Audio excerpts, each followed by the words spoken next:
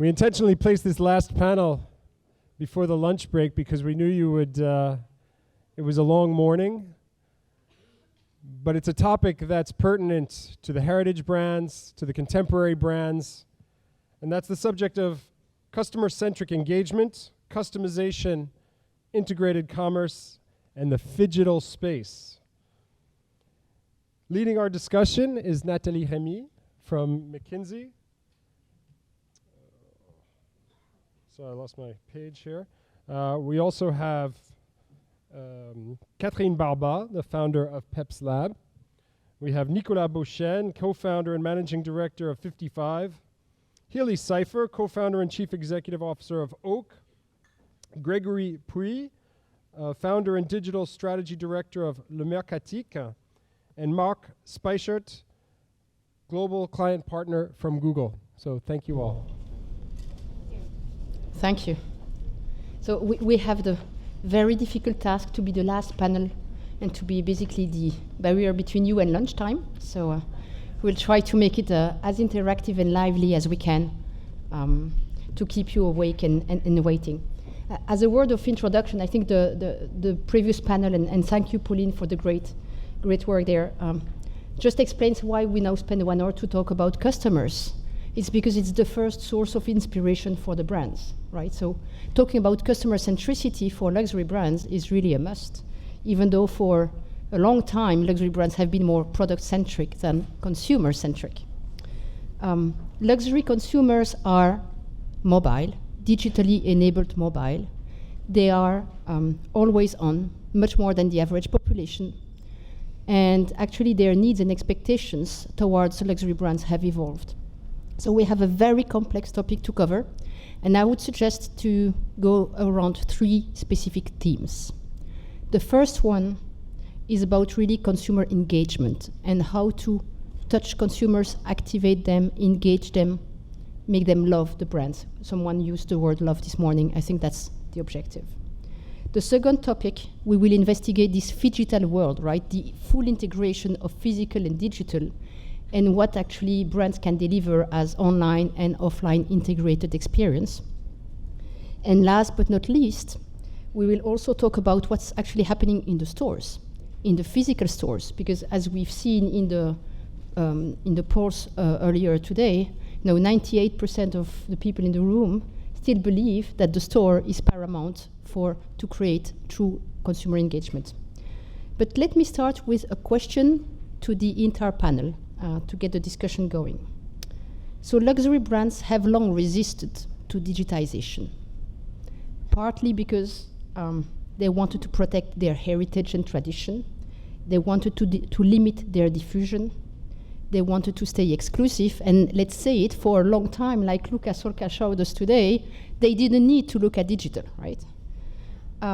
What is your perspective on where we stand today? And do you believe that luxury brands have already fully embraced the journey, or not yet, and why? Hi everybody, good question. Are you embracing the digital? Well, I guess you know that better than we do. I just wanted to share you a personal experience of consumer, which is maybe the best perspective on this topic, no? Maybe you shared this experience. First thing is, when I enter into the store, physical store of a luxury brand, I feel that it is very disconnected from the experience I have digitally. I mean, is it as if they were 2 separate companies? One is in charge of digital, the other part is in charge of physical stores, and I have the feeling that there is no online extension of my experience in store. That's the first thing I feel as a consumer. And the second thing is about associates. That's a great challenge for you. I know that. You know, associates, they're very polite, they're very welcoming, of course, but most of the time they don't know as much as I do about the products. You know that a question, an associates come to you and say, "Can I help you?" You say, "No, thank you, I have my mobile." That's terrible. And they don't know me. They don't know me. And I'm thinking we are at the era of big data, you know? And I'm like, here is the list of the things I wish you would know about me, you know, my my purchase history, online and offline, my browsing history, my profile information, my preferences, my gender, age, social handle. All this, I have the feeling you don't know me. So that's the two things I wanted to share to begin with. Yeah, hi everybody. So I really like that question, and when it comes to digitalization of luxury brands, what I've seen with the brand I'm working with is different steps actually. And there was the first one, which was rejecting digital because it was for teenagers, because it was, we are authoritative brands and we don't want to be digital, blah, blah. Then they went into influencers because that was the thing that they knew, like going to influencers. I remember an operation that we've built for Chanel, which was the very first operation for luxury brand, I believe, in 2007. So that's like almost 10 years ago. And then they went into what I would call digital washing, meaning like putting digital everywhere, screens or anything, creating an app, but that's useless for the consumer. And that's happened a lot. I mean, digital washing to me is kind of, it's a waste of money.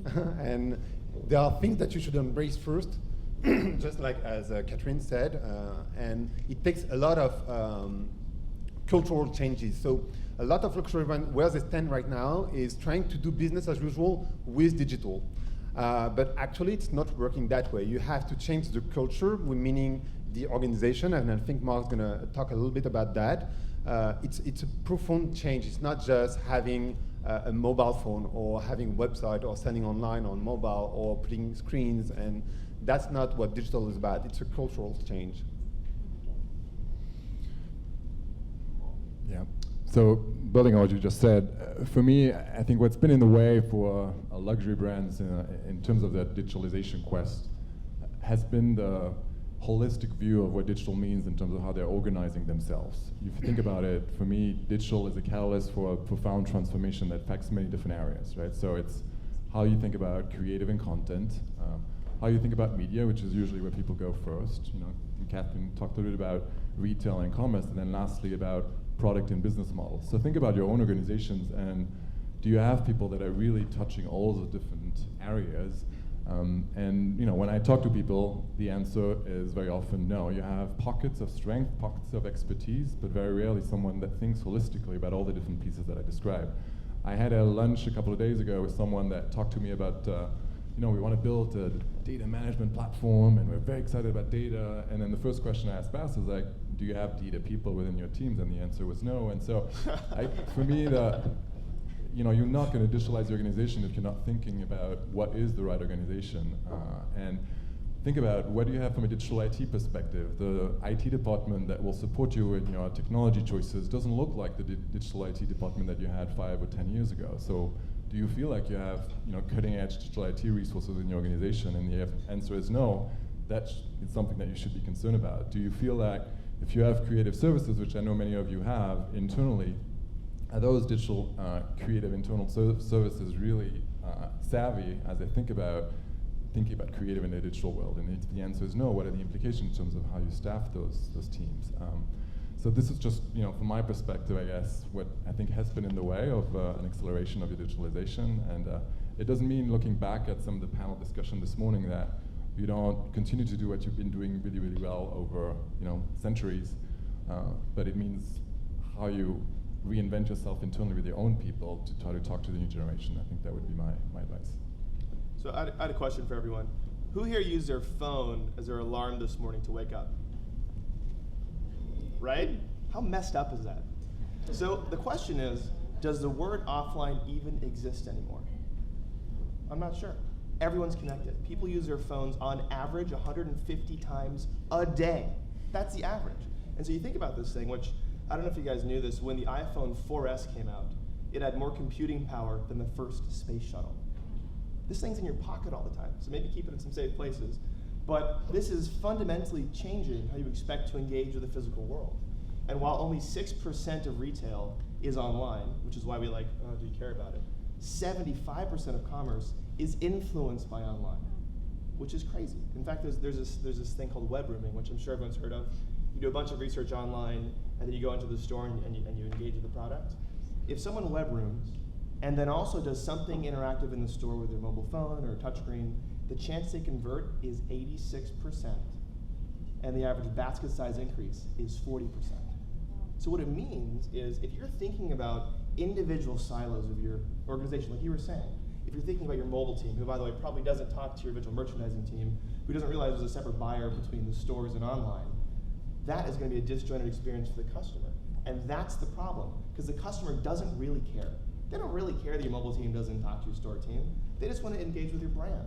If you don't meet them there, they're going to be unhappy and they're going to go somewhere else. And I think that's part of how we need to reframe the question. Say a word. Regarding luxury goods, actually, you guys are pretty fortunate because luxury goods are considered as engaging goods. And what is an engaging good? For Europe, in Europe, an engaging goods, it's something above 4,000 euros actually. So the thing is that for engaging goods, people are just wondering, are hesitating, are looking online what they want to buy, and this is a tremendous opportunity to be there when people search online, and then when they want more information regarding your products. Not really regarding luxury, but we can do some parallels with automotive. If we compare with, for instance, automotive customer path, only 5 years ago, BMW says that they needed 4 visits for BMW in the car dealership before the client buys the car. Right now, BMW says they only need 1.4. Volvo cars, they moved from 5 visits to 1.2. Interesting initiatives in Europe with ODCT, very small car dealerships. An average car dealerships was displaying roughly between 25 and 40 cars in the car dealer. In the ODCT dealership, there are only, let's say, 2 or 3 maximum. And sales assistant, savvy sales assistant, they welcome you. You come with your USB key or your wish list simulations, and then you reformulate your needs, and then there is something really massive in terms of, let's say, sales shot at that moment. And the outcome of ODCT is that they make plus 20% on the average basket value without any visit before the car dealership, without no test drive, without nothing. Just information, data, and strongly integrated customer path within this new life that you are describing. Totally. Do you mind if I just say one more thing? I promise we won't talk the entire time. I think this actually might be at the heart of why we feel like luxury and digital is at opposition, because it's not. I think we think that digital dehumanizes commerce. And luxury is about going into an experience that's immersive with really good people to make you feel important and special. And I think what we need to do is think about how we don't dehumanize commerce, but how we rehumanize it. And give those associates tools so they can be with you and clienteling you and doing all the administrative stuff in a really fast and efficient way. So maybe that's something we should focus on. But we are not saying that the store is useless. But what we say is that luxury industry is already a 100% e-commerce business, but the buy button is in the store. Yeah, that's great. Thank you. I think it's a great opening now to set the stage. To move to the topic first of consumer engagement, and I will maybe start with you, Marc. And I mean, consumer engagement and activation are marketing buzzwords that have just exploded over the last few years now. And we talk about engagement here and there, and I stopped counting since this morning how many times we actually use that word here. So could you help us understand what it actually means to engage a consumer, how you measure that you actually effectively engage with a consumer? And from your experience of working with luxury brands around the world, do you get the sense that they are using this to adjust their marketing approach and strategy, or not yet? Sure. I think we'll start with a question, if it works. If we can show the question. Yep. So. You can answer. So the question is, what type of content actually deploying online? I just wanted to use a few facts from the people in the room to kind of kickstart the answer.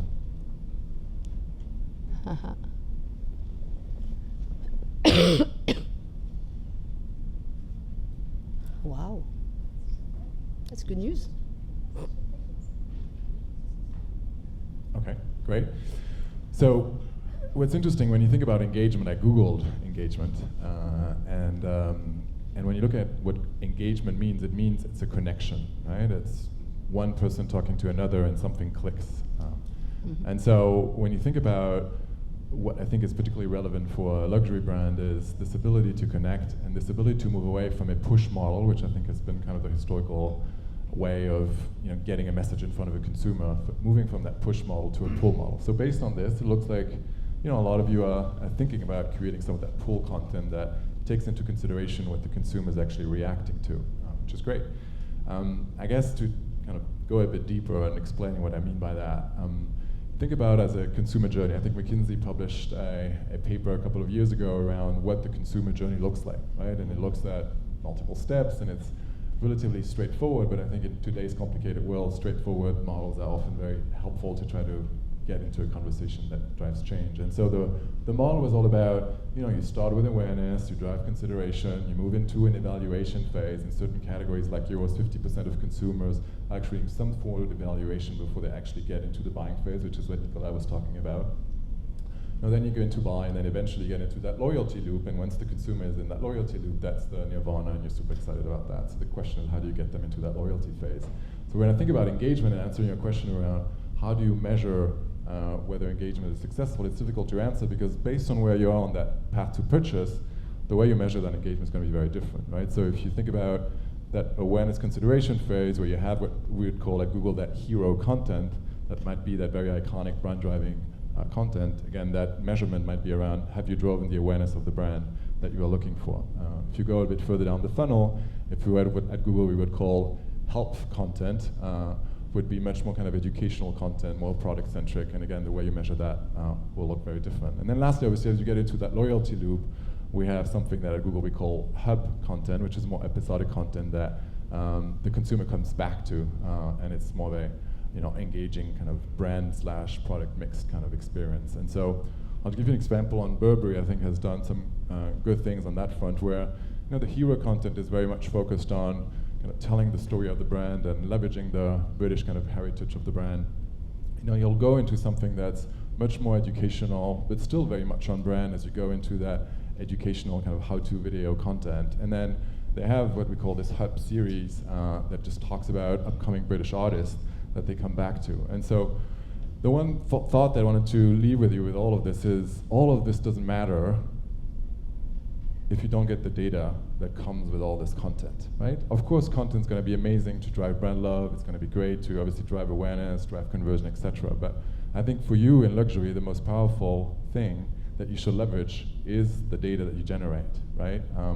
Because I think we've seen I think some innovation, around product, but I think what's going to make you most distinctive is the experience that you provide around these products, and the experience will be all the greater if you understand who those customers are. And all these different content touch points that I talked about will be opportunities for you to gather data that you can then use and repurpose and be better than anybody else in your industry at leveraging and making it a competitive advantage. So that's, I guess, my perspective on the question. Thank you. And just to transition on data, you mentioned the consumer decision journey. It's a long and complex journey in an engaging category as luxury, right? And people go through, on average, latest Altagamma McKinsey research, we show they go on average through 9 touch points for one purchase. So it's quite intense. One question for you, Nicolas, is, gathering data is already a challenge in luxury. That's the first step, because just gathering data is useless, obviously. You need to integrate it across all these touch points and then to derive insights. Now, how good do you think luxury brands, and I'm talking brands, not the retailers, right? Not the department stores, really the brands. How good are they today in gathering, integrating, and leveraging data? They are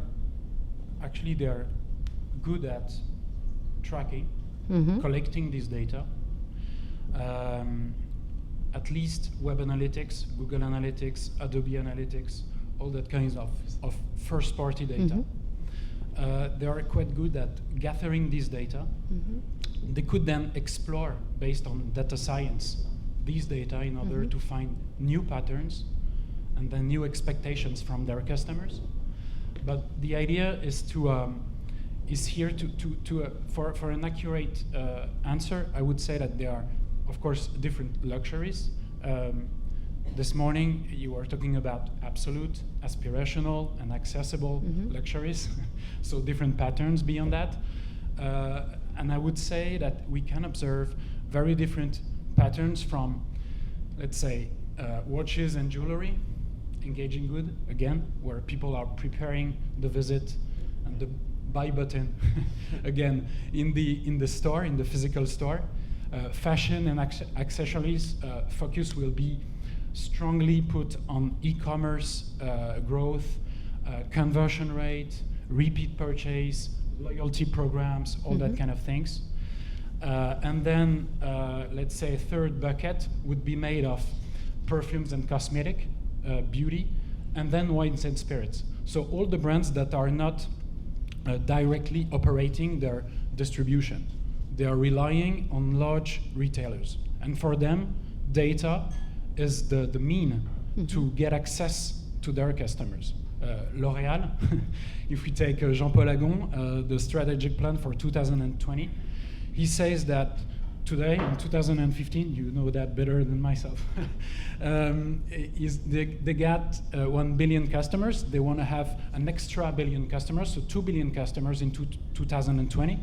And they want to have half of them, they want to make half of them, so 1 billion, addressable customers. So they will not get all the informations like first name, surname, email address, physical address on this billion of people, but they might gather cookies, Instagram IDs, cookie IDs, all that kind of things.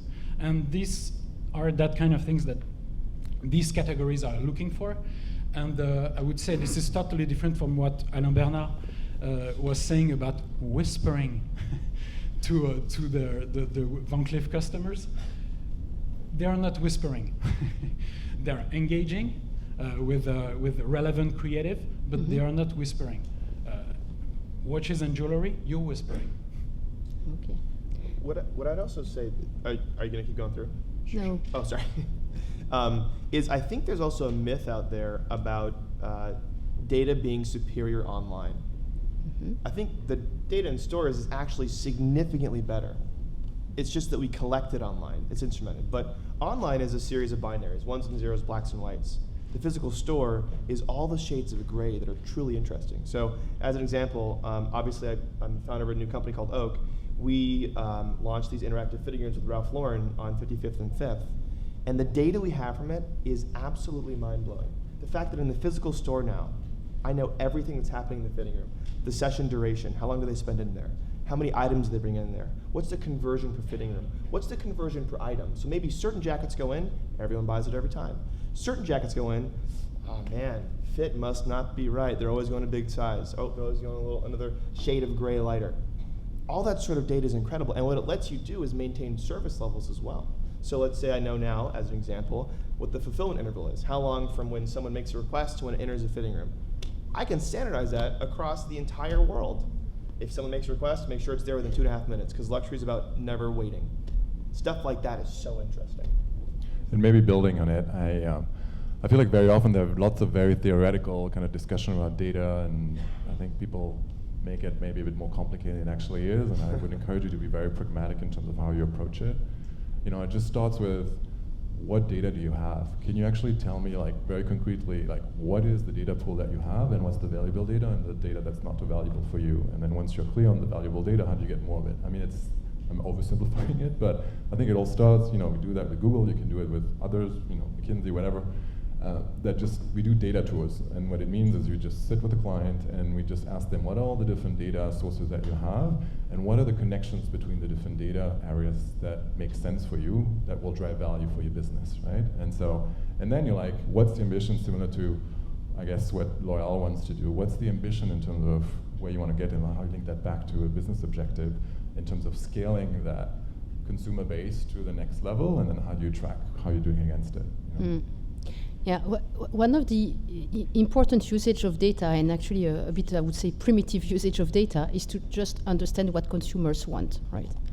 And maybe to you, Grégory, because we discussed it before, is based on the analysis you've already made on loads of data, what have you seen emerge as being some big differences? We are in the French-American Chamber of Commerce meeting, right? So I would start with US versus French shoppers, maybe between the younger and less young shoppers. I mean, do you see patterns? Is there some pattern that emerge? So, yeah, I mean, obviously there are patterns from country to country, but I would like to, I think, and that's the most interesting part, focus on the Gen Z, so the younger generation, because the biggest difference is here, meaning that what luxury is has changed because of masstige, because of bad marketing, because of copycats. And actually today, we talk a lot about products, and a lot of people talk also about experience, but it's not the experience to buy the product, it's actually the experience by itself.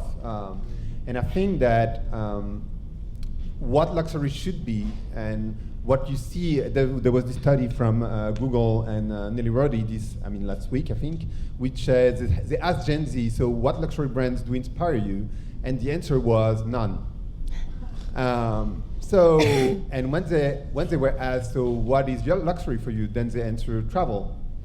And I think that's very interesting, because then what you have to understand is luxury is probably time. It's probably not being connected. It's what is rare today, is silence. And maybe tomorrow, a luxury experience will be buy a Chanel bag, for example, to access a Chanel world and an experience, but not the experience of not the buying experience, but like an experience within the brand. And that's very, very different than just buying a product. So I think that is the most important thing. And then to answer your question of what to expect, I mean, obviously time, they are very time savvy. Handmade, we've said that already. And they want probably also a seamless experience, because there are a lot of silos in every single company. So at least, and I think that's the first step, breaking up the silos. It sounds to me like what you're saying is the key. Is it hard to hear me on this? Oh, that's better, isn't it? Yeah. Better. Is in luxury, you're not actually selling products. You're selling a lifestyle, and part of that lifestyle is experiences around it. I love that. But do you have examples of luxury players who are already able today to deliver such an integrated, let's use the word Phygital, experience? Do you have examples? Not really, but I was going to answer, but on the side, let's say. To me, a luxury experience is being at the TED conference. And it's not so much the $10,000 that you have to pay to get in, and being on the list to get in also. But it's more like when you experience it, it's when you're there, and the experience that you have within the people. It's not about the talk, because the talk, you can always access them online. But being there, talking with the people, and experience it within a very small number of people, that is to me a new kind of experience when it comes to luxury. So, and I agree, there's not such a thing that luxury brands have find an answer to. To me, there's nothing like that yet. Maybe you want to talk about retail and experience? I don't know. Should I? You can. No,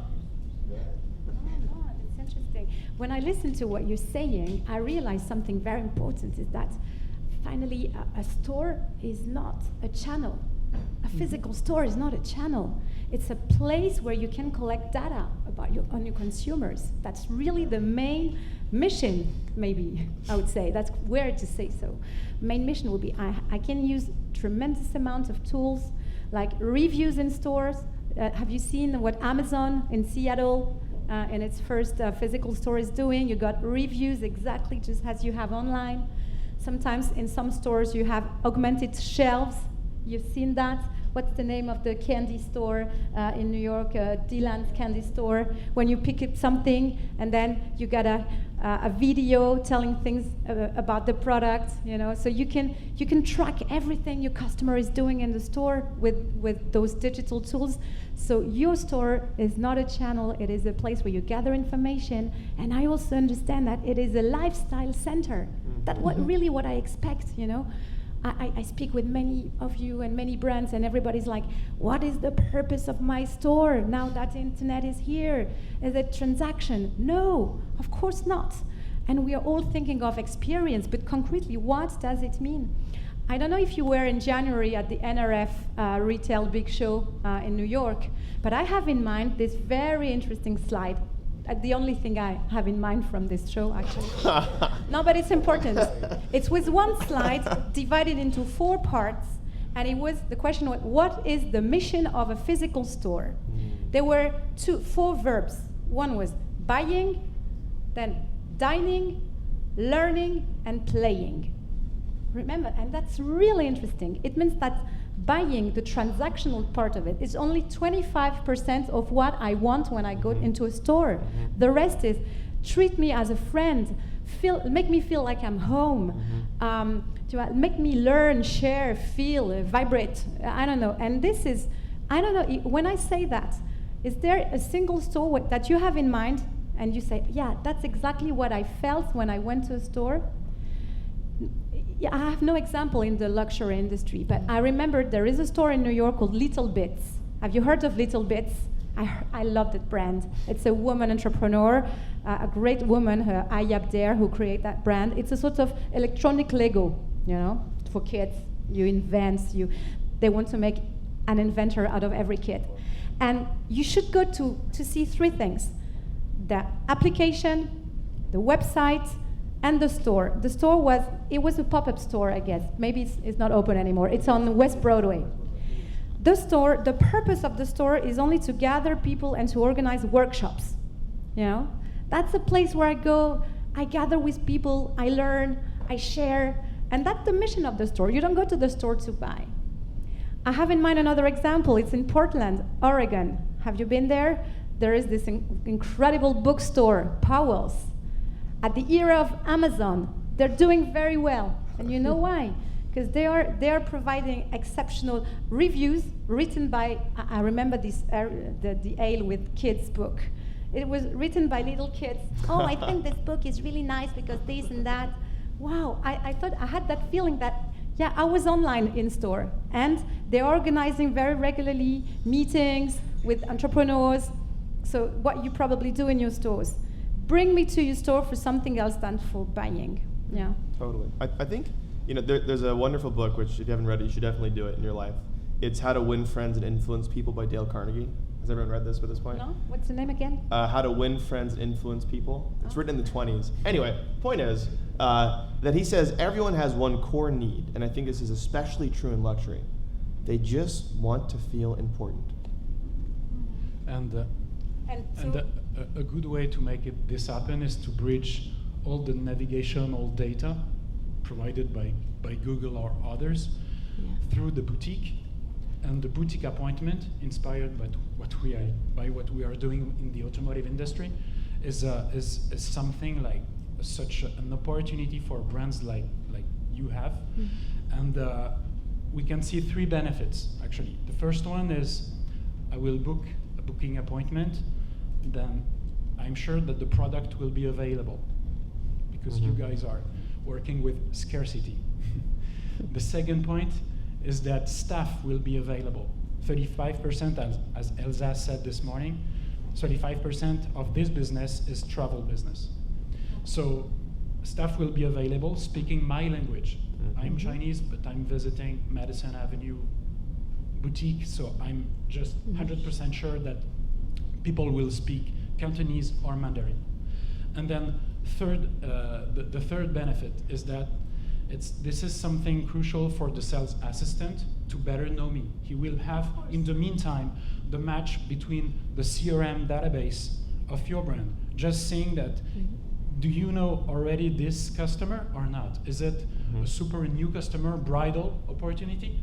Or is it the repeat purchase because this person has been promoted at McKinsey and he's got a bonus and he deserves to do something for himself or herself.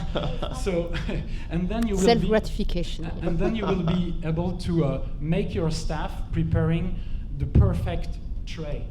If you get into a watches or jewelry boutique, when you ask for a product, I guess, the sales assistant comes back with 5 products. So the one you wanted to see is in the center, let's say a steel model of watch. And then we know, because we know that you went to the website and there is something which is like very crazy in terms and not potentially reasonable in terms of price. But the rose gold model is something that is really attractive for you. And the sales assistant will not make the tray like this, but will just take the rose gold model and will put it on the tray. And this is not just like this, it is because the rationale of data. And this is not Big Brother, this is just service and the better understanding of what you are looking for. So this is so much an opportunity in this business because these are engaging goods, and these engaging goods are worth considering for a boutique appointment, like a test drive, for instance. Yeah. Just to continue on what you're saying, I think My Sephora is an amazing tool. I think that's very important that the sales representatives are like armed with tools that consumers are. I mean, consumers arrive with their mobile phone. At least the people in the store should be able to access the same information. But I really like what My Sephora is doing because somehow they arrive and they know what you have been purchasing before, what are the samples that you have before. And I guess, and to go in your direction, Nicolas, is that luxury brands should be at the top of data analysis because you want to give the best experience to the consumer. So you want to have the best experience, but so the best choice in products, but also being very, very sharp and very, very short in the experience. You're talking about Sephora. I don't know if you've been to Boston Prudential Center. There is a Sephora, extraordinary Sephora. I went there. You went to? You entered the store. You got an associate smiling, American style. Hey, very happy, very different from France sometimes, and very happy to see you. Takes your loyalty card, and I say, no, it's a French one, don't worry. And she says, hey, we're happy to see you here. You come from Paris? Yes. Oh, we're happy to see you in store, because usually you mostly buy online. Yes. Oh, yes, here you are very much in the first aging science product. Let's come here. We have your favorite products. So that happened to me when I was in Boston at Sephora, and it was some kind of weird because on the one hand I was very happy to be very well known and that was fantastic, but on the other hand I was like, oh, it's some kind of intrusive. So I guess your associates are your best asset, that. So you got to equip them, but you also have to train them to how you treat the customer. Be respectful. Respect me and be at the right distance, and that hold the difference. But using tools, of course. So that was the Sephora testimony. Building on what everybody said, I feel like sometimes you are very focused on benchmarking yourself versus your industry, right? Which obviously is a good benchmark to start with. But think about other industries as well that you can benchmark yourself that seem very removed. I think Nicolas' benchmark with the outer industry I think is a good one, where I think a majority of consumers are doing a tremendous amount of research before they actually go into the retailer, right? I mean, I'm actually in the market for a new watch, so if anybody wants to give me a discount, I'll come and look for you. And so I won't name who it was, but so I went to the store, and it was incredibly uninspiring experience. First I had to wait 20 minutes in the store because the sales associates were too busy, and then obviously it took me a lot of time to kind of explain what my needs were, even though I had done a ton of research before, so I knew exactly what I wanted, but obviously none of that information was passed through. And so how incredibly powerful it would have been to say, hey, how can the online experience prepare for an amazing experience in the store, right? And it would have been great to maybe pre-book kind of an appointment with a sales associate, that is going to be super specialized in the kind of watches that I'm looking for. And so going back to the luxury of time. I go in, I don't lose 20 minutes because I have to wait for someone to be ready. That's right. I have someone that comes right to me that knows what I searched for, what price comparisons I've been making. And then when I left the store, the sales associate gives me his card, and he was great, by the way, he was awesome, but he leaves me his card, but it's like, don't you want my information? You know? That would be great, just to kind of do some kind of follow-up, because the guy, I never gave him my name, he has no idea who I am, and it just, would have been so easy. And so, just kind of one experience, that's the recent one. And when you said that you spent like just 2 minutes in the boutique, when we, on these pilots that we are running for boutique appointment with certain brands, it's just fascinating to see the total time spent on the website over, let's say, 6, 8, 10 visits in the previous, let's say, 6 to 8 weeks. Sometimes total is roughly an hour plus, sometimes an hour and a half. So these people know a lot about your editorial content, about your product themselves, all the details. They have everything in mind. So you need really to be prepared. Booking appointment or not, but you need to be prepared. Do you know that? What is striking, and I think we could go on like that until tonight. No, but we all agree it's important. We all agree it's an opportunity.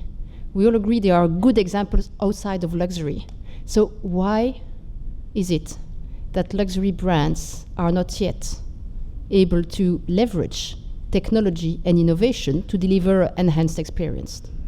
I think, and I talked at the very beginning of digital washing, I think they focused on the wrong things. They wanted to have like connected product, mobile apps, being on Facebook, having a lot of fans, Instagram.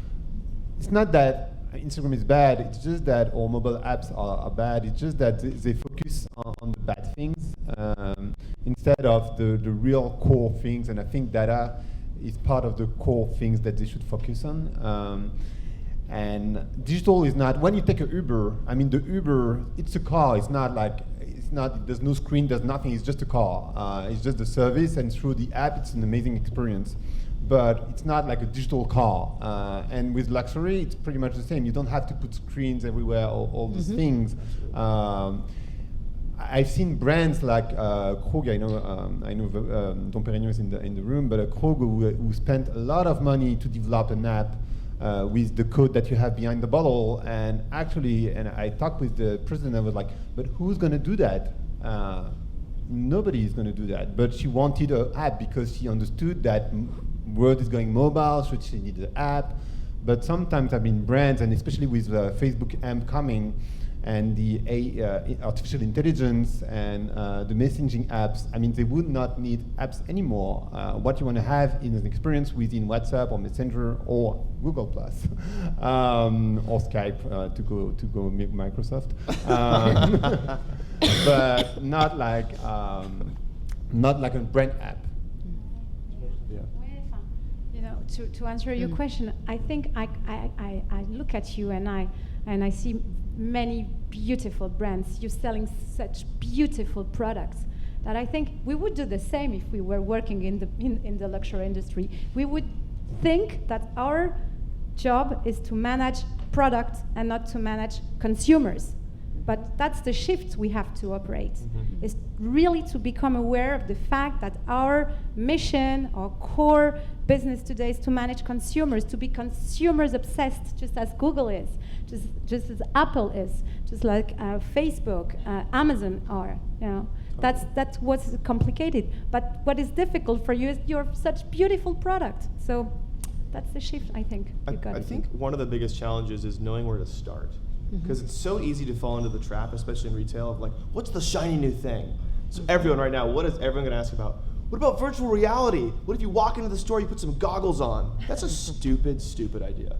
I just want to say it right here. You can quote me. Why would you go into a store to then be in a digital environment? You're in the store. And the challenge is you fall into these traps without thinking of what is the desired customer experience and the desired customer journey you want. And there's actually a metaphor I wanted to share because it's how I think about the world. So in the same way, when you're thinking about online, you think about this conversion funnel, right? How many people go from the home page to the product page to cart, cart to buy, and you try to find all the drop-offs. And when there's a lot of friction, you try to decrease friction. So an example, I used to work at eBay, we would spend tens of millions of dollars on just making the load time for websites a little faster. Because we know that millennials will give a website 4 seconds before they bounce. Okay, well guess what? When you cross the threshold of your store, that's basically a session. And when you walk in, what are you probably doing? Well, you're probably either looking for something you really want, search, or you'd like some inspiration, browse. That sounds familiar to me. As you're looking at the different products, gathering information, you're determining if you want to purchase it. Those are kind of like product pages. As you bring things into a fitting room, as an example, it's kind of like a cart.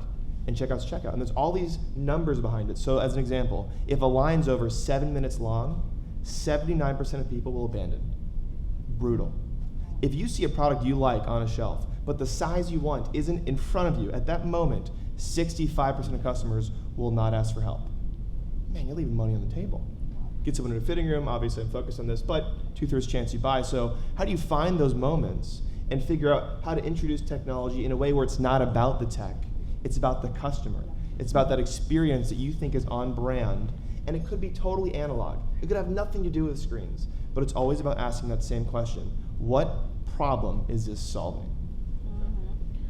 No, and to build on your point around the glitziness versus nailing the basics, I feel like how do you find the right balance between doing the hygiene stuff versus managing folks that want to shine and show you the greatest, latest thing like VR, as you just mentioned. I think there's a lot of hygiene stuff that just is the foundation and the starting point for it all, and that gets a bit sometimes forgotten for some of the shiny stuff.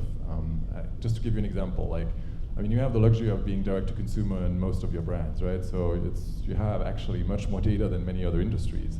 And the question is, are you leveraging it to the maximum? Are you really leveraging data to optimize your conversion rates on your direct to consumer destinations? And again, do you have dashboards to monitor how you collect data to optimize what you're doing on your sites, for example? So we've done an audit for a number of you guys that shows that the majority of sites are not properly tagged, right? Which means that if you're an e-com enables brand, I can identify for you who are your heavy shoppers. Is someone spending a minute on the site versus bouncing up after 5 seconds? And how are you optimizing against that and optimizing your conversion rates? For me, that would be a logical place to start, specifically as you're getting bigger and more meaningful kind of direct-to-consumer businesses. Very good. Maybe because I see time is flying here. I think we also mentioned that the store is super important, right? Because it's like a scenery where there is this unique moment with your consumers. How do you see the future of stores? Not in 2 years' time, but in 10 or 20 years' time. I mean, we saw this morning the challenge for luxury goods companies, right? Because retail network expansion is over. We know that return on capital employed is going down.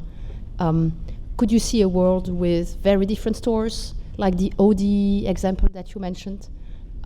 Or do we still need to have these bigger, better, more beautiful, more expensive stores? I think this is the perfect country to ask that question. The US is the most over-retailed country on the planet. I don't know if you guys knew this stat. I just found it out. Blows my mind. 46 square feet of retail space for every man, woman, and child. It's like my first apartment. And the next closest is the UK with 9. So it means we're not competing on proximity, selection, and price. You are competing on experience, which is why you're seeing cafes coming up, which is why the Polo restaurant beneath the Polo flagship has a 2-month waiting list. That's the experience. And so for me, the future of retail that at least I hope happens is one where you walk in and you don't see a ton of screens. In fact, it's just wood and metal and glass and people and products and an experience that you love. And as you glide throughout that store, parts of that authentic material just come alive and they help you at the moment you want it. And you don't have to have your stupid phone like this when you're in a physical space. You keep this in your pocket, your head's up, and you're actually in the environment. That's where I'm hoping technology, that's why I started Oak, but that's the future of retail. It's a beautiful experience that's immersive. It's not holograms or smoke machines and lasers in a store. And actually, I think that because of the robotization, somehow that's how luxury rent's going to be able to differentiate is with having real people, because as just Catherine said, I mean, the people are the major difference. For sure at H&M and Zara and Uniqlo and all those brands, fast fashion brands, you will have more and more robot somehow, not being like false human, but probably machine that help you to have the right product, the right size, and you just push a button and it's coming to you straight away or in the fitting room. So obviously that's going to happen. But I guess that, yeah, I totally agree with you. Like in luxury store, you want to have an experience where you don't even need your phone. You have everything, and people are here to help you, really. Yes. I always have in mind that going to a store is an effort. You know, when I'm at home, I can purchase anything from home. So reward me when I come to you and to a store. That's what I would say to my associates. Reward them with the quality of your conseil, the quality of your welcome. And less product in a store, more storytelling, more experience, as we were mentioning. Make me learn, make me share, make me play, feel, and all this has to be invented. All this has to be invented, so that's the good news.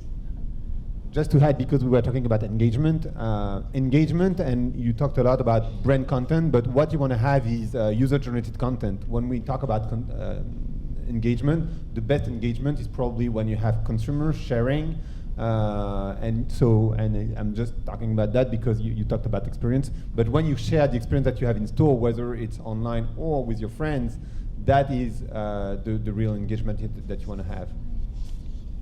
And regarding data, to build on what you were saying, Marc, is that this is technical, this is technology, and what you were saying and what is in the McKinsey report, evocating the two-speed IT teams. This is really important because all that kind of things, even if you get lovely marketers, digital people within the teams, this is IT in the end of the day. This is technology.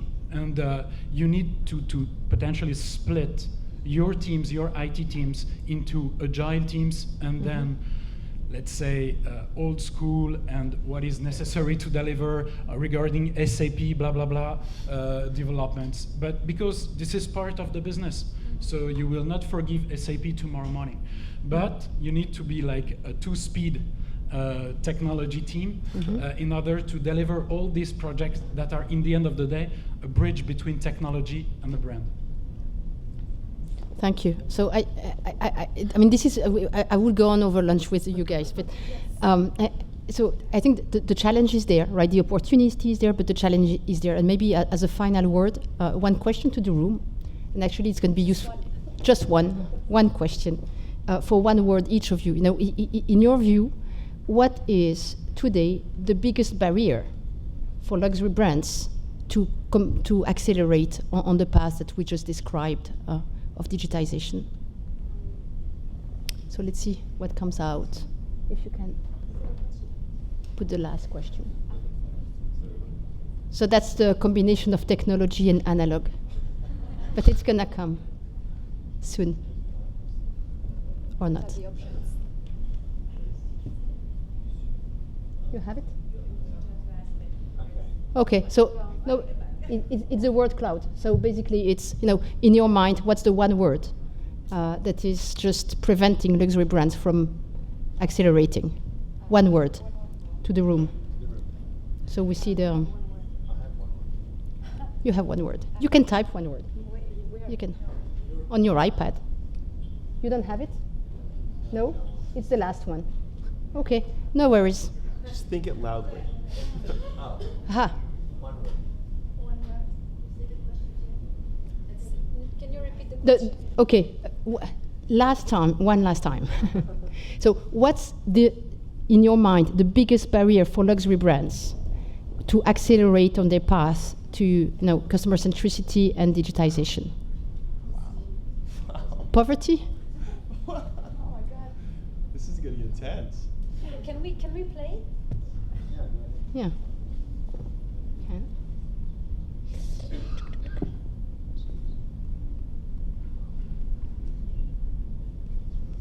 It's not working. Organisation. Culture? Yeah, ça c'est intéressant. Tu veux? Attends. J'ai pas la question. Didn't get the question.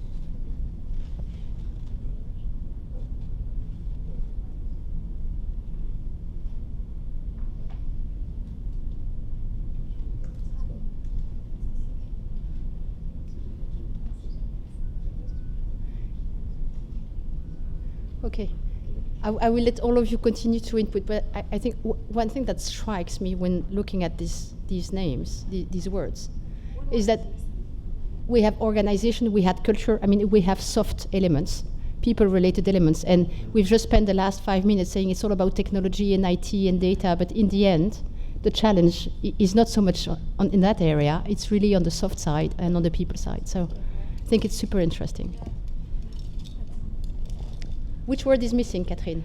I think the key word is missing for me. It's CEO. It's most of the time it's related to culture, but it comes from up, up, up. Yeah, agreed. Leadership, modern leadership. Thank you very much, all of you.